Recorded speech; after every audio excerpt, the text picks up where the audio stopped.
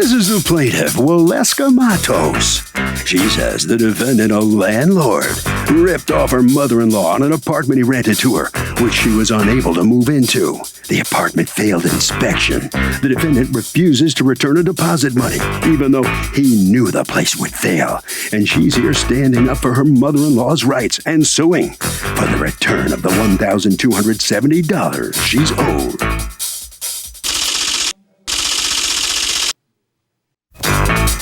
This is the defendant, Rainer Ganal. He says he did everything required by law to rent the apartment to the plaintiff, and she simply changed her mind. That's right. He heard she found another place she liked better and now wants her deposit back. Well, he has every right to keep her money, is keeping it, and thinks the judge will agree it's now his. He's accused of renting a rotten place. All parties, please raise your right hand. Welcome back to the People's Court. Next case on the docket. The plaintiff says the defendant screwed over her mother-in-law by withholding the security. But the defendant says you can't just change your mind and get your cash back. It's the case of what a mother-in-law. Thank you, Douglas. Lourdes Velasquez? Yes. Represented here by Waleska Matos. You are suing Rainer Ganal? Okay. For $1,270 that you want returned to you because you feel that Mr. Ganal is inappropriately withholding it. Tell me what happened. Well, she's my mother-in-law. Okay. Yes. Thank you for having us, first of all. She has a voucher. Why isn't she speaking for herself? The language barrier? Yes. Okay, go ahead. She has a Section 8 voucher. She transferred from Puerto Rico to New York, and she was looking for an apartment. She had a deadline to it. We had a broker, and through the broker, we met him. Okay. And we saw the apartment. The apartment was fine to us. There was no problem, right? When Section 8 came to view the apartment for inspection, because they have to do inspection, they didn't pass inspection. Why? Because of some, it says the kitchen, the floor, Let me see the exactly water. what Section 8 says. Now, so she had a Section 8 voucher for how many years has she had it? She has Section 8 for ¿cuántos años? 10 años. 20 años. For 20 years she has 20 years, Section 8. okay. This is all the evidence. So if you want to see it all? No, I don't want all the evidence. No? I don't want you to just hand me 80 inches of things. I want you to hand me what I just asked you. Okay. Okay, this is a rejection, right? Yes. Okay. She's, by the way, she signs a lease, right? Yes, because she has to sign the lease. It's a condominium. Okay. So they have to approve her. You know, they have to do credit check and background Meaning check. the condominium association. Yes. Okay, so but she signed the lease. Yeah, she has to sign the lease in order So to. have you ever worked with Section 8 before? Yes. You have? Yes. How many times? In the same apartment, several times. Oh, About okay. 5. I have 5 Section 8. Okay, did you have a Section 8 client there before? Yes, I had. You did? Yes. Okay, so you know how Section 8 works, Absolutely. right? Absolutely. They're very difficult. Not necessarily. Yes, never they had. are. I okay. rented to. I find them to be incredibly difficult. But if you don't find them to be difficult, that's great. So we have a situation where she's a Section 8 client. You're familiar with how Section 8 works. Yeah. Section 8 failed you. Yes. But So it's not some big shock to you. Why won't you give her back her money? You know if Section 8 fails you, they're not going to give you the money. you know, what was particular about this case is not that Section 8 says here there's this substantially wrong. They basically repeated exactly what she's told me. And they repeated, for example, they want to have a bigger fridge. They don't even see that in the rejection. Yeah, well, you know. Do you have the rejection? I got the rejection too. Okay, I read the rejection, and in the I read your answer to the complaint. Yes. You said Section 8 failed it because the floors are a little uneven, Yeah. and it needs What a is bigger it fridge. saying? Stop. Well, you read it. Do you have the Section 8 rejection? I gave it to, again, it was my broker. I never saw the apartment.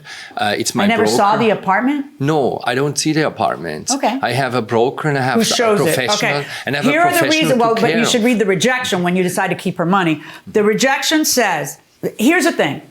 Normally, if Section 8's not involved, here's what happens. A tenant sees it. A tenant wants it. A tenant signs a lease. And if a tenant says, hey, wait, I want my money back because a cabinet door is broken or missing, you just look at them and say, you have eyeballs, you saw that. Because a cabinet base or floor is damaged, You say, you have eyeballs, you saw that. Because the floor needs severe cleaning, you say, you have eyeballs, you saw that. Because the the bathroom sink, the hot water is scalding above 120 degrees. Well, that might not be something they see, but then you just put that little, it's a plumber visit. Because the floor in the bathroom needs severe cleaning, because there's mold, because the 3-pronged outlet doesn't work. But these are not, the refrigerator's too small and the floor is uneven. So these are things that you, as an experienced Section 8 landlord, you know that what is normally required is habitability. That's the contract between tenants and landlords. Section 8 requires more than habitability. They're picky. But if you've experienced Section 8 before as a landlord, you know that the lease may begin, the weeks may pass. If they approve it, they'll pay retroactive. But if they don't approve it, now what? So explain this to me. Why do people not get along with their mother-in-laws?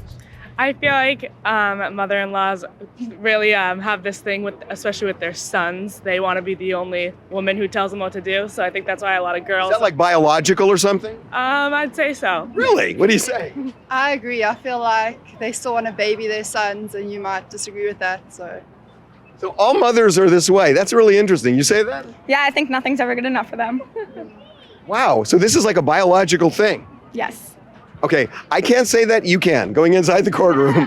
I had never had this problem before. They have all these regular inspections. Sometimes this is missing, that, and now I would have it corrected. And also in terms of like, I have here photographs. I had them asked to make photograph of the place. I don't care if the place looks like the Taj Mahal. I know. Okay. Here's what the issue is. The issue is there's a bunch of things wrong. Normally when Section 8 has gotten picky, you just have people who do this for you. That's fine. Well, then you chose not to have people do this for you. No, I did that. That's what I did. Well, all you had to do was fix this and Section 8 would have said yes. I did. But then that's not what your answer says. Your answer says you didn't want to do it. And then she didn't get the apartment. Then according to you, she couldn't get Section 8 here after that. She went back to Puerto Rico? Yes, she had to go back to Puerto Rico, send those stuff to Puerto Rico, and because she had to transfer because she had a deadline.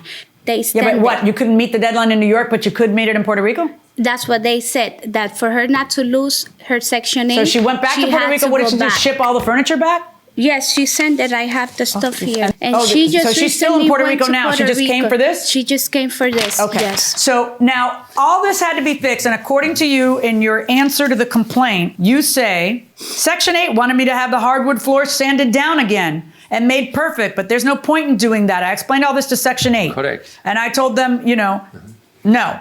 Okay, well, you told them no, but no doesn't mean no to Section. When you say no to Section 8, they say no to you. Section 8 still wouldn't pass the inspection of the apartment. This is your answer to the complaint, even after I explained everything to them. Okay, but she can't afford the rent unless you do what Section 8 wants. Section 8 isn't paying the rent, so she can't afford the rent.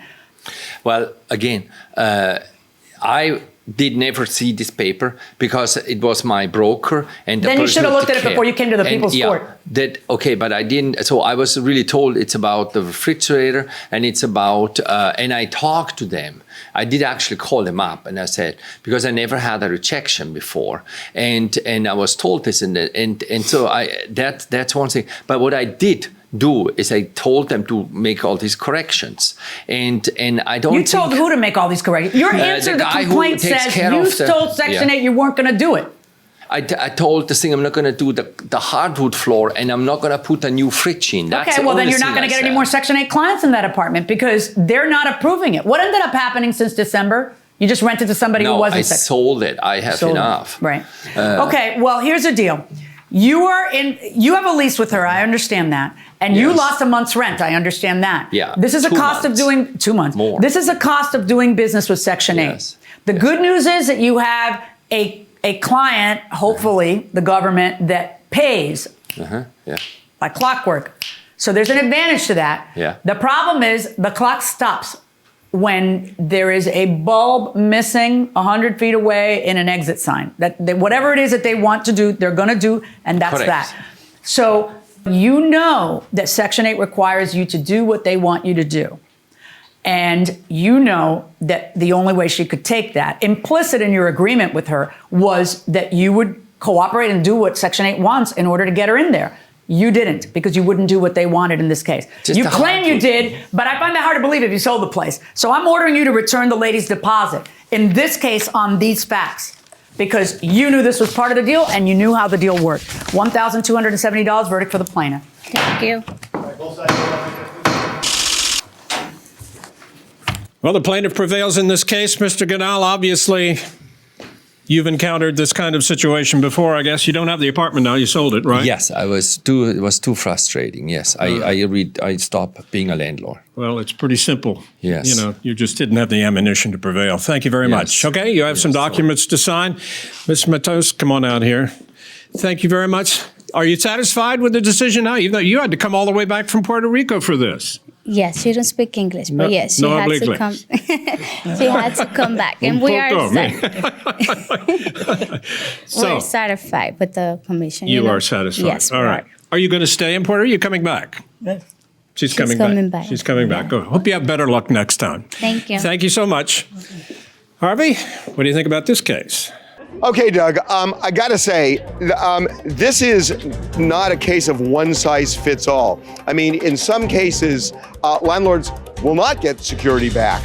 And, you know, you have to realize too, the issue is, what is an apartment left like if the tenant is living there? But if the tenant hasn't moved in yet, the issue is how much is the landlord out if the tenant asks for the security back? That is what the case comes down to.